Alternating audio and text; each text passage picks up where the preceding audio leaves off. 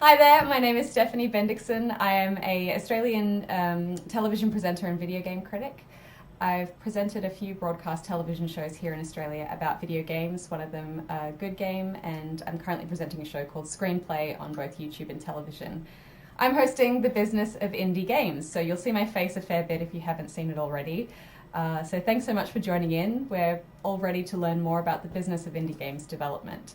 Today I'm chatting with David Logan. Hi. Thank you so much for being here from Akupara Games. Thank you so much for having me.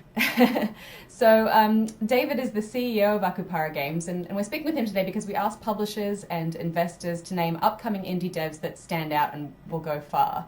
A partner at the Indie Fund recommended David immediately and talked about the amazing work that Akupara Games is doing. They're a small indie dev and publisher with a visionary business plan to publish remarkable games and fund this vision with quality work for hire. Starting as a publisher comes partly from some pretty difficult trial and error in publishing their games through publishers, and they learned the skills they needed to publish awesome games and how to support indie in getting their games out to the market. So David started his video games career officially in 2012 and published an award-winning game, Whispering Willow. The game's won multiple awards, including Best Story at Casual Connect Indie Prize, first place at Seattle Indie Gaming Competition, winner in 2013 for Most Immersive, finalist for Grand Prize and Best Visuals at the Ukie Create Game Jam, finalist in Captivate Conference Game Design Competition in 2013, and winner of the Cerebral Indie Developer Grant in 2013. Wow, that's super impressive. The game has also been ported to PlayStation, Xbox, Wii, iOS, and Android. So that is an amazing reception for a first game, David. And soon Switch. We're working on the Switch port right now. Wow, okay. Sky's the limit, man. That's awesome. So it gave you a pretty amazing launch pad to start a career as an indie developer. So we're going to be talking a little bit about publishing and financing your first game, but I thought I would just give you the opportunity to start off and maybe talk a little bit about how you got into game design and how Whispering Willow came about. So I actually got a degree in game art and animation and a minor in game design, and so was just studying it all throughout school. Was geared more towards the art side of things, but quickly realized I was a much better producer than I was an artist. It mostly stemmed from everyone else went home and kept doing art, and I, as soon as I was out of the class, wanted to be done with it. But I love spreadsheets and organization and nerdy stuff like that, and so I found a home with producing. And so from there, once I graduated, I actually started the team with Nightlight to start conceptualizing game ideas, and we started off just a couple people, but it was a lot of the people I went to school with, and ultimately our team consisted of a lot of the people I had just met in college. So that was pretty cool to bring everyone together in a singular space. Was it exciting when Whispering Willow started to gain so much attention? Yeah, it was really cool. I think the biggest moment for me was so we had seen Ouya and wanted to be a part of kind of that movement. It seemed like a kind of a cool fresh start to be up and coming with a new console like that. And so they had a contest, basically a game jam, and we did well on that. And then because of that, it inspired us to start a Kickstarter, which was also successful. And so I think when these things started gaining momentum, I remember the moment. I don't know exactly at what part of the process it was, but I remember the moment I was just like, this is really going to happen. This is, maybe it was even just I'm going to be completing a game. But, the game didn't do super well at first. It had actually a pretty slow start, but we started winning more and more awards. And honestly, I think it was a lot of just hustle from our side.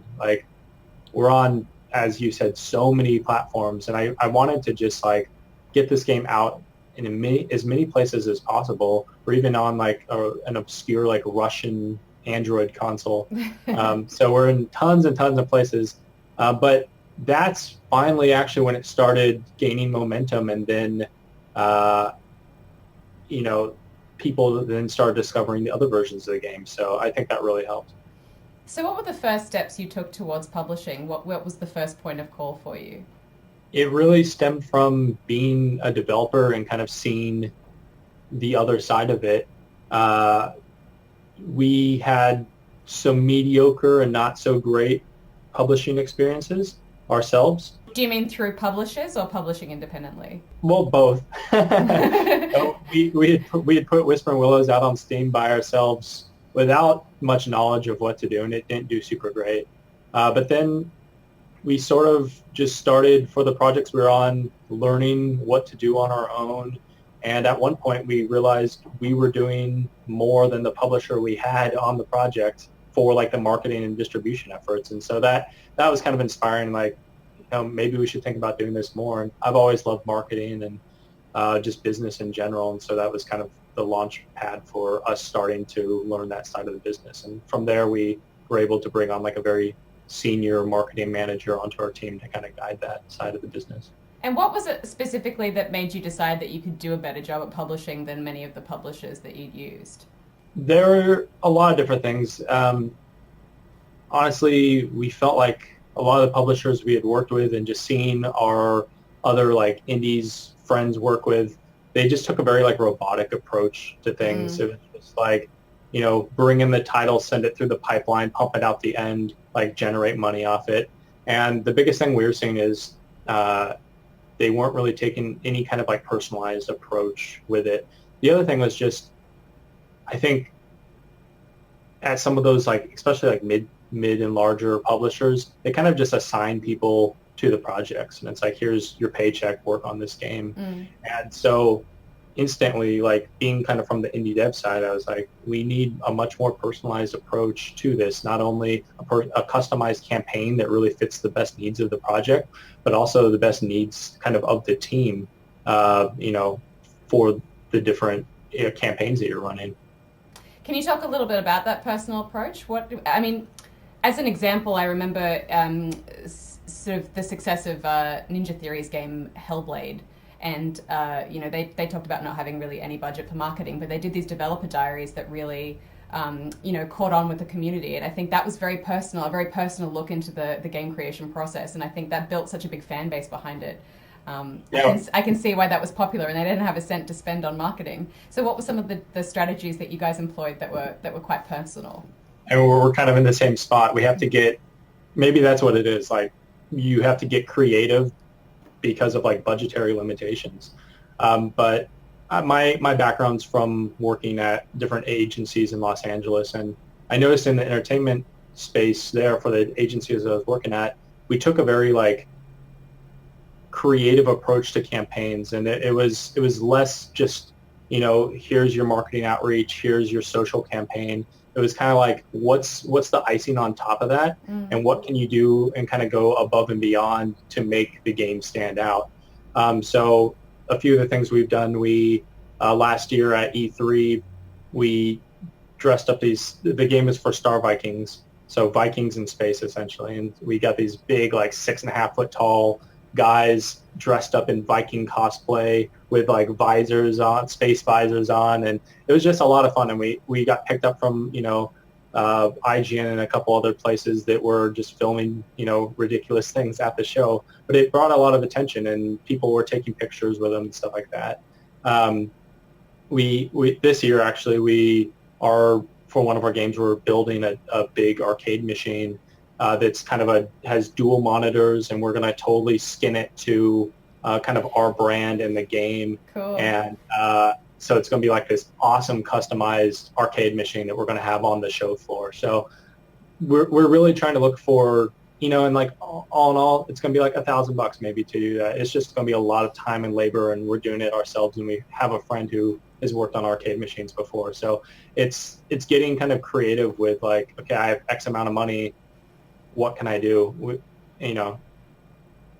So every project for that like special sauce is different. It's really just like we have a giant brainstorm of, what are all, we throw tons of ideas on the table. My marketing manager, he's notorious for being the one that throws out the ideas that are kind of in the gray area. Like, I don't know if that's legal, but but some of those ideas are, the best ones that we've had. So yeah.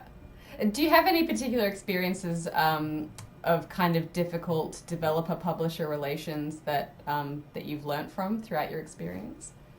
For some of the ones that we worked with, it was a lot of just like them not, I mean, just on the base level, is them not really investing a lot of time into the campaign, not putting just dedicated resources on our project, but they're very like spread thin across a bunch of projects. It was everything from them doing minimal marketing all the way to like them not even signing off in time for opportunities that we had found that we could have gotten. We had a few like great opportunities with partnerships that, all we needed was them to sign on the line and give their thumbs up and approval, and couldn't even get that kind of thing for them. Or, we needed to do outreach and we couldn't get keys from them in time to do extra outreach. Just easy stuff that, should have been turnkey. The biggest thing is one of the publishers we worked with, we didn't get paid in like 14 months it took them to pay. Right. So it's kind of everything from small to big, but it all kind of compiled, and that's really what led us to want to do it ourselves.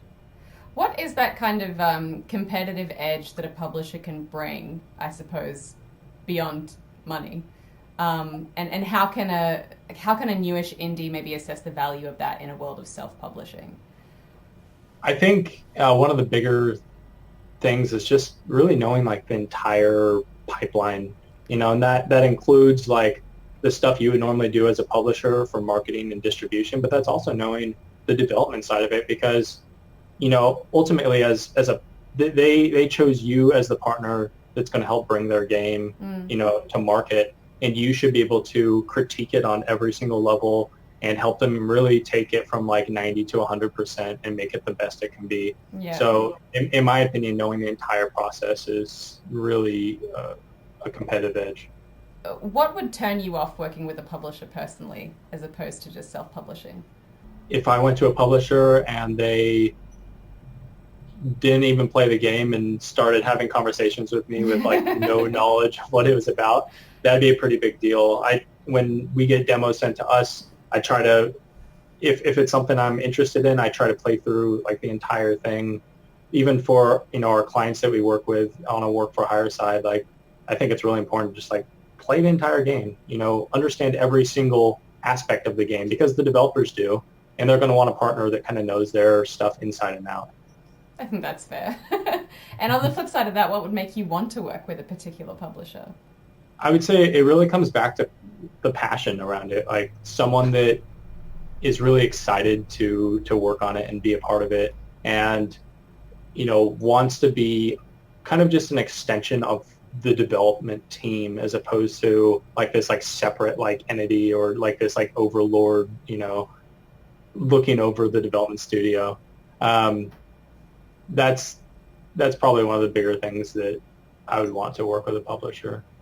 So I suppose this might be a difficult question to answer, but a lot of indie developers are weighing up, I suppose, the pros and cons against, publishing independently or working with a publisher. What kind of steps can they take to assess how much value a publisher would bring to the table?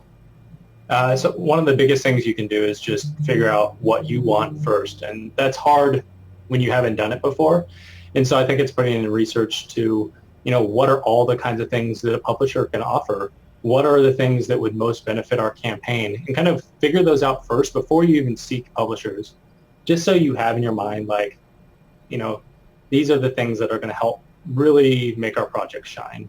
From there, it's really going through, I think, just like as many publishers as you can and trying to identify just from like a high level, do these align with my values? Do these align with kind of the services that, I want, the things that I want to get out of it?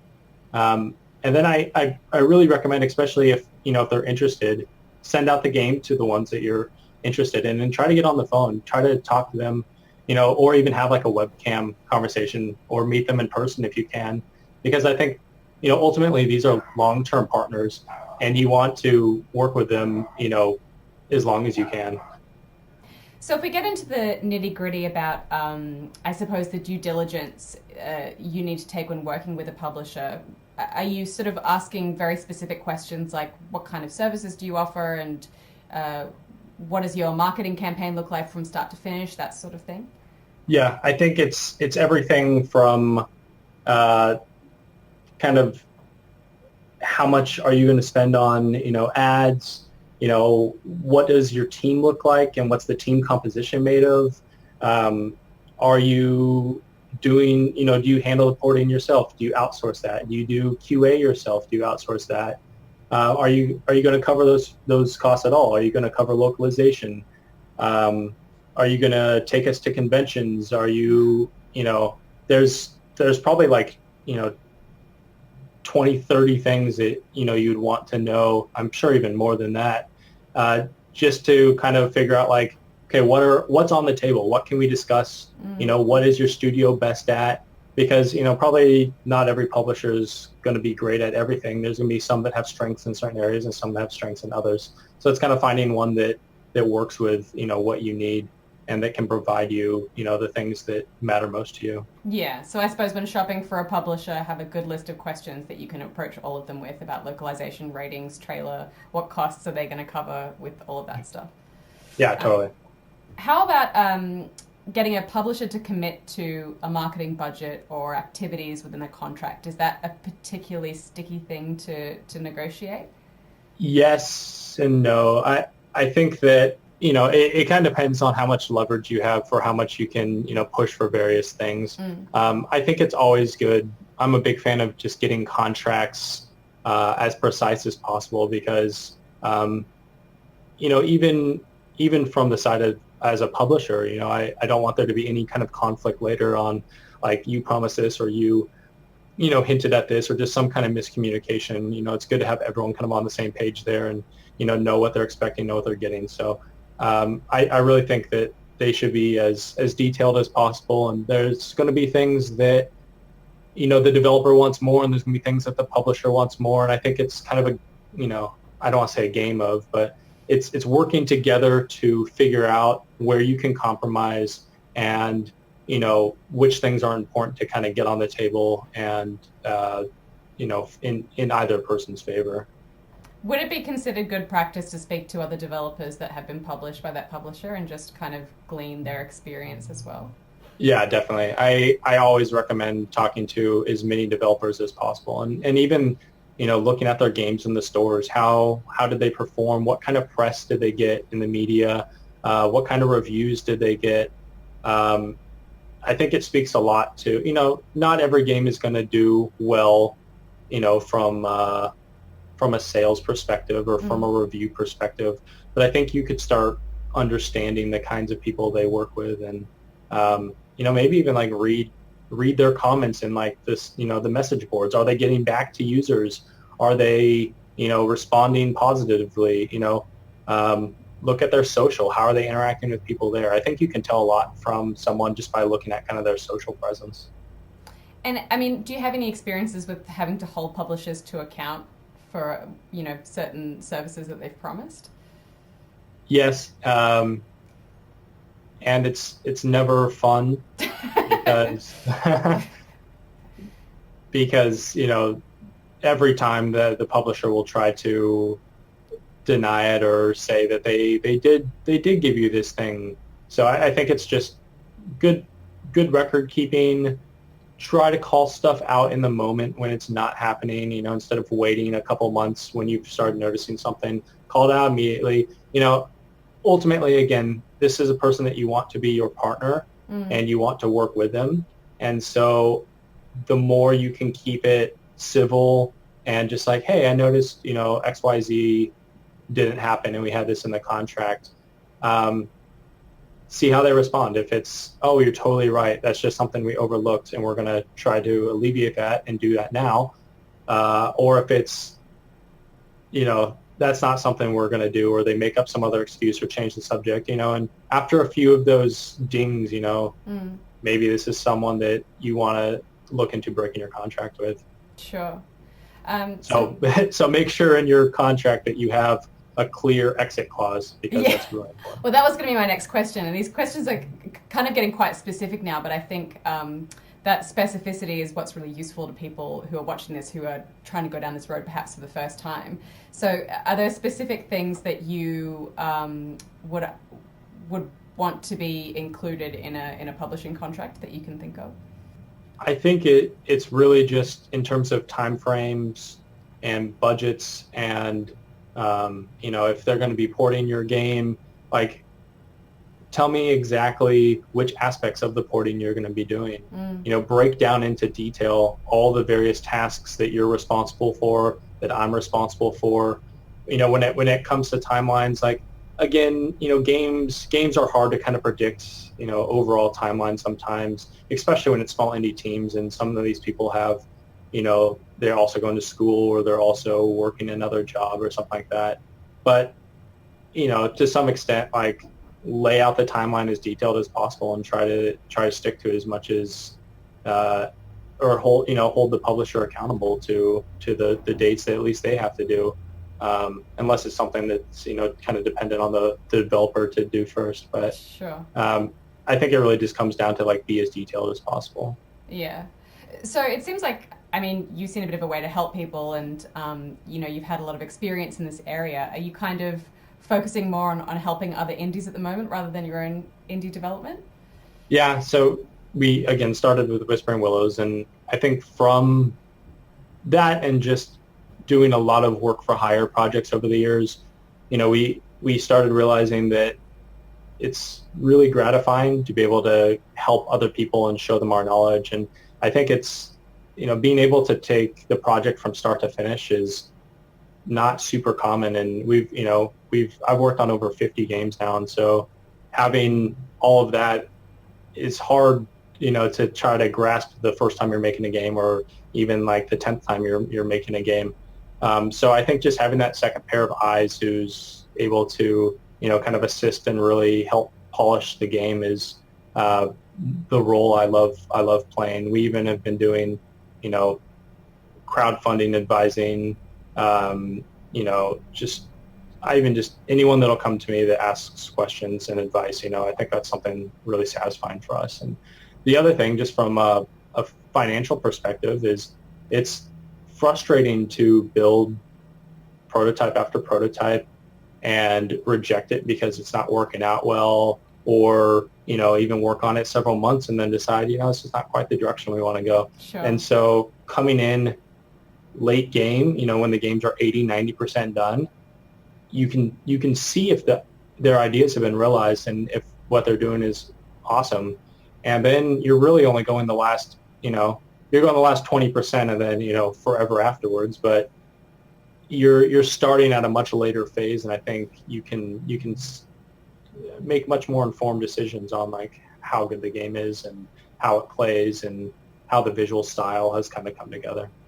I'm sure that's super exciting news, though, for a lot of people that are watching, because I'm sure a lot of people would love access to that kind of help as well. When you are assessing indies to publish, what kind of things are you looking for?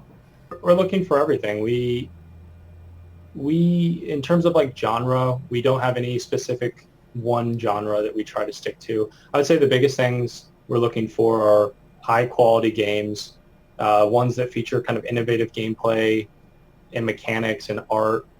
We love a game, like, with a great story. We've also been focusing on games recently that are, like, streamer and Twitch friendly. We think that's a really important space to get into, and really to propel the game through its launch and then kind of just ongoing afterwards. It's really great to have, some kind of Twitch implementation. So all of our games, like, starting after, like, the second half of this year, we're going to start having, like, Twitch integration for.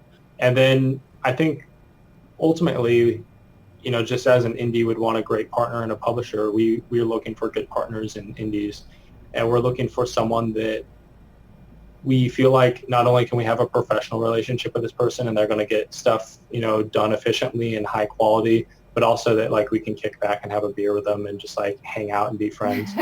Because a lot of the people we've worked with, like, I now consider my friends just because, like, a couple of them we've been working with for 3 or 4 years now. Oh, that's lovely. Can you talk a little bit about the Greenlight process for Akupara Games? Yeah, so generally someone will email us, and if we have the bandwidth and capacity, I will screen the game and evaluate it and kind of just see if it's a good fit with the kinds of games that we want to work with. And if it is, then I will compare it against other similar games kind of in the genre and just see, is there a potential for this kind of game to do well? And if kind of all those check marks are yes and there's no, major red flags, then I'll take it to a couple key stakeholders on our team and just our advisory board to show them the game and see what they think. And we sometimes get very different opinions between, people on the team, but I don't, our mentality is we don't need every single person on the team to be in love with the game. We just need the people that are working on the game to be in love with the game. And so a lot of the time it's pretty clear like who the team is going to be on a game when we decide we want to work with it, because they're the ones who have been most passionate about it. And then, if all that goes well, if, kind of all the check mark boxes, have been across the board, then, we'll generally send a proposal to the indie at that point and start kind of just negotiating terms. Awesome. What are the kinds of monetization strategies that you've worked on? Well, as a developer, pretty much all kinds.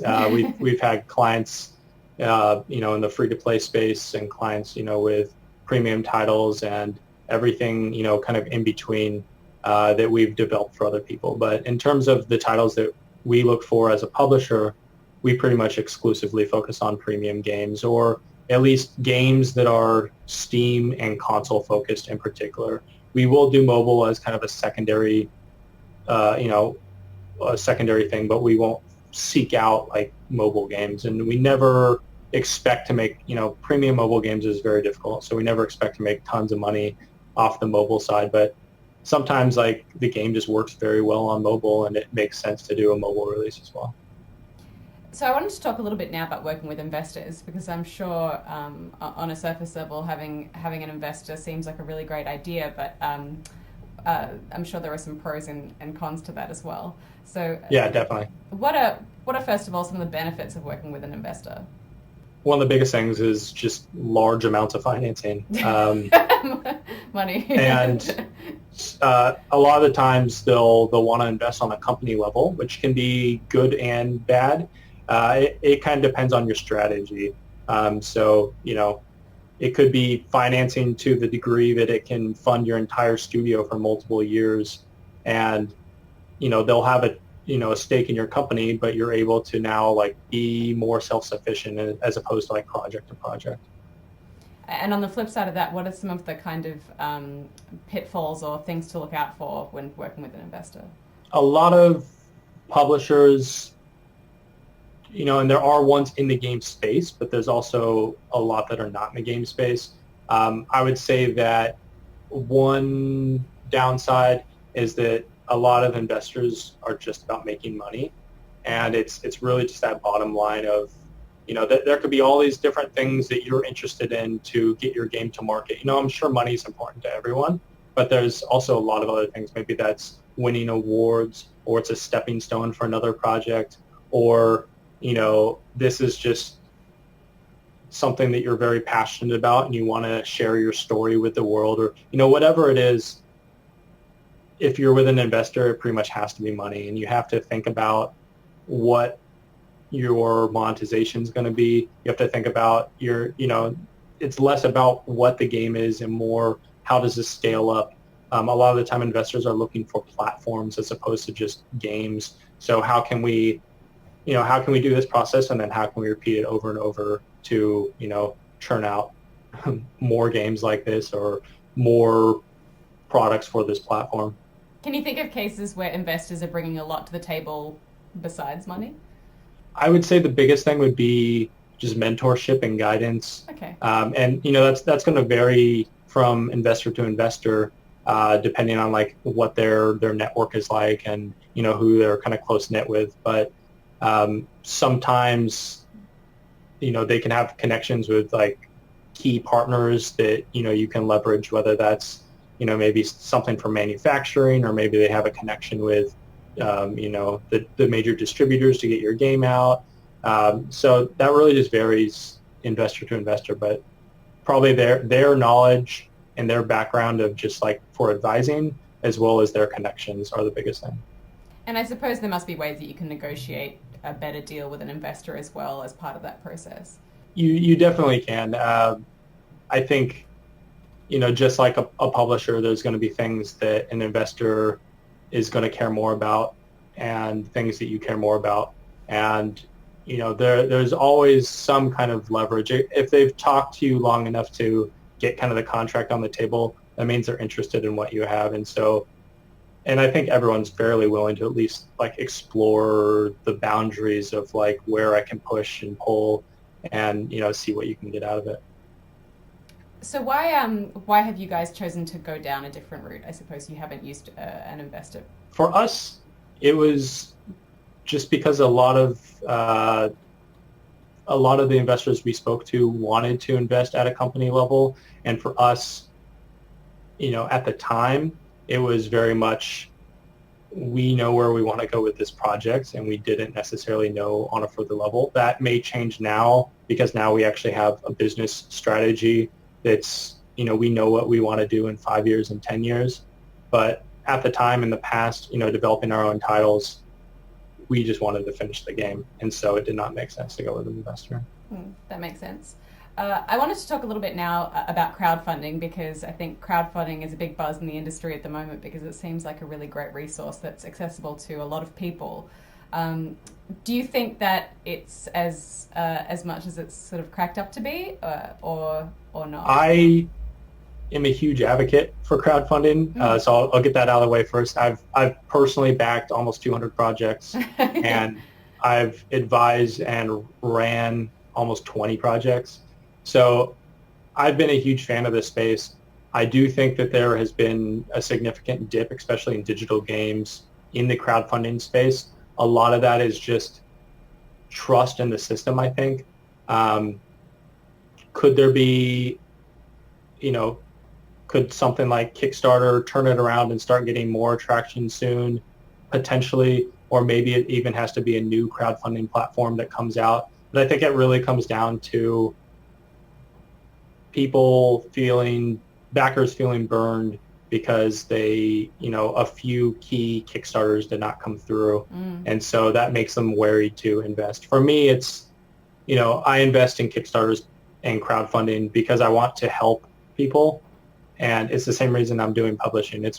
I want to see dreams come true. And as cheesy as that sounds, I want to see just these projects realized. And so for me, I understand the risk and that there are some that are not going to make it. But I think it's viewed very widely as just a way to pre-order the product. And I think that crowdfunding has had to evolve a bit in that direction, where you now have to look at it as more of a pre-order. You have to take your product further now to sell it, through a crowdfunding platform. You have to have, very nice trailers and show all the contents and pretty much finish it or make it look like you're finished, whether that's a vertical slice or the whole thing. Like, give the illusion that it's done and that all you have to do is ship it out the door. And those are the ones that are being successful right now, just because people are wary, of just seeing concept art and early concepts of the game. Your experiences with Kickstarter as a no-name indie, what did you learn from that? Because you raised money on Kickstarter. Yeah, we did for Whispering Willows. That was the initial one. The biggest thing I would say was just a lot of hustle. I took off the entire month from work, and 10, 12 hours a day, I was, everyone calls me the Kickstarter guy because I'm sure I've been super annoying to people, multiple times. But hit up every single person I knew, and probably multiple times before the campaign to let them know the campaign was coming. And then, once the campaign was going on, like, hey, it's now live. I'd really appreciate your support, and trying to leverage them to then, even reach out to their friends. So a lot of hustle. I was very lucky that I had just a lot of supportive friends and family for my first one, because I was actually just watching the Kickstarter video today. It was not great. There's a lot of elements that were not great. Luckily, this was back in the day where people were more trusting, and so it could fly. But probably half of our campaign was funded from people I knew, which was really, really cool.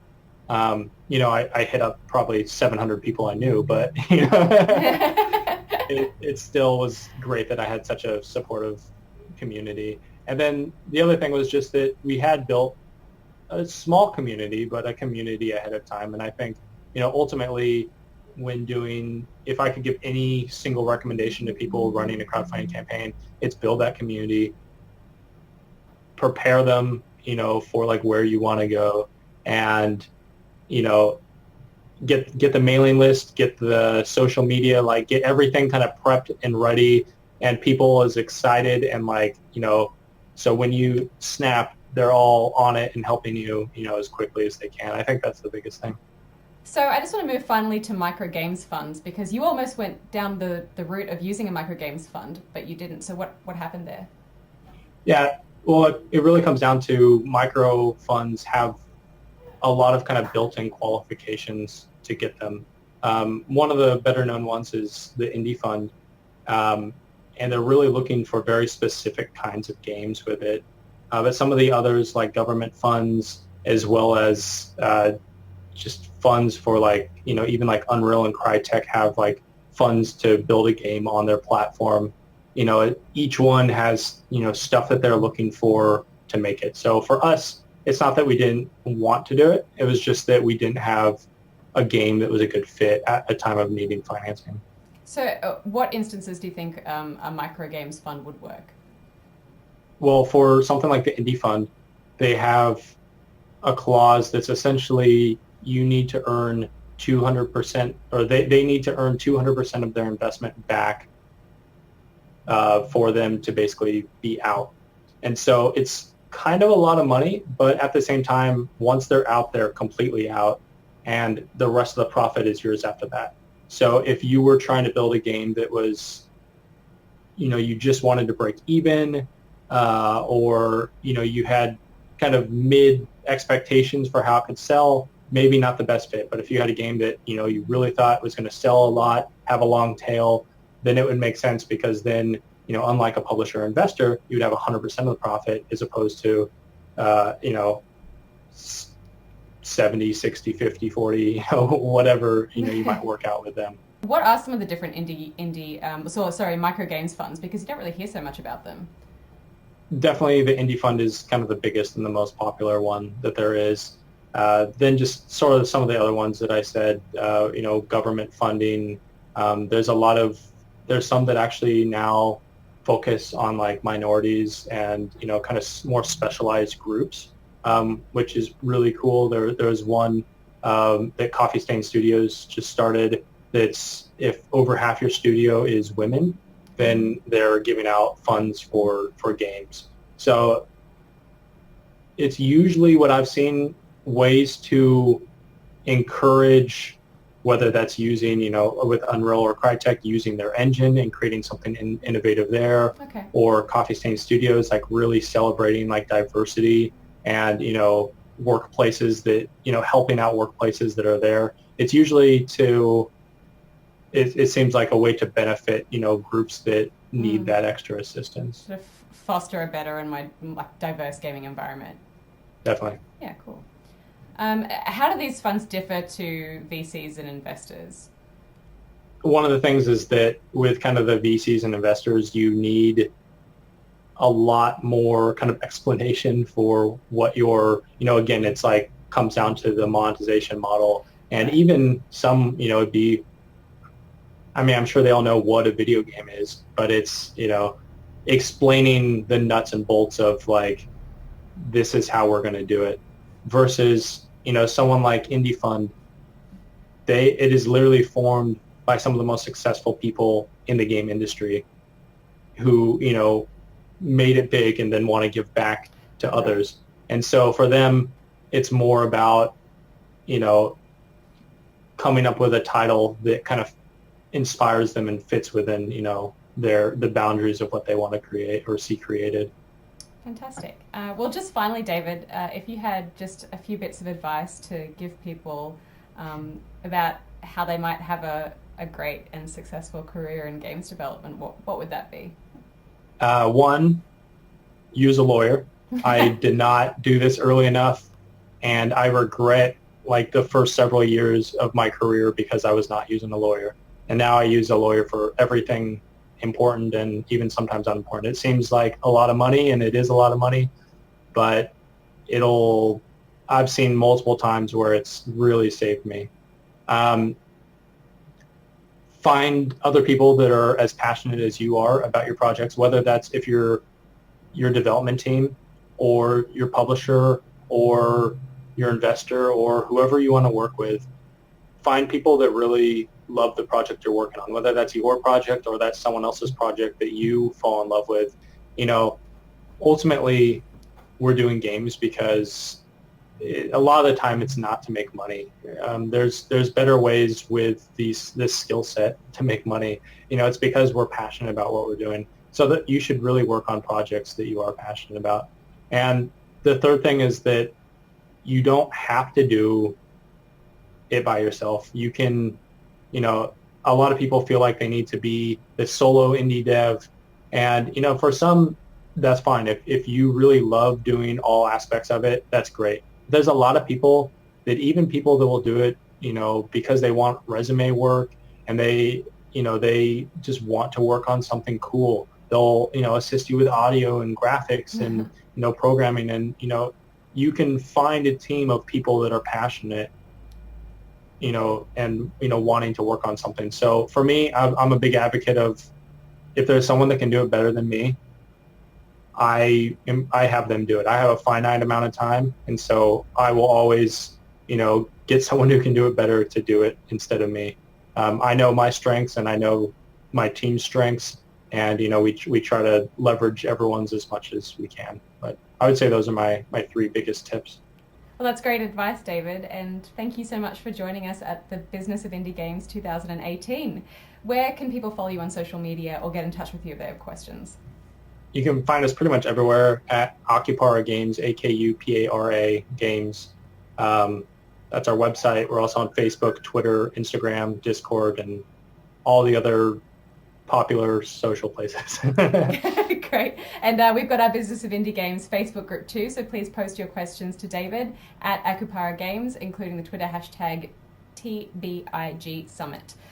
Thank you so much for joining us. Thank you.